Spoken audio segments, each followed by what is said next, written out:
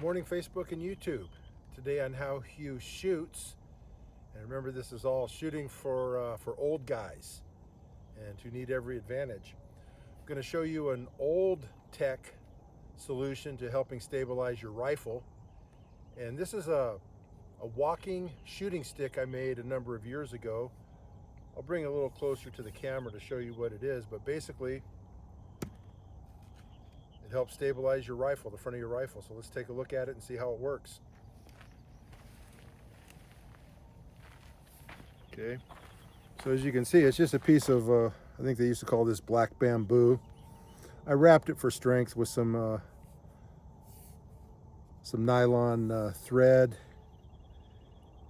and that's a V. I forget what I made that out of, but it screws in, and you rest your rifle barrel on that.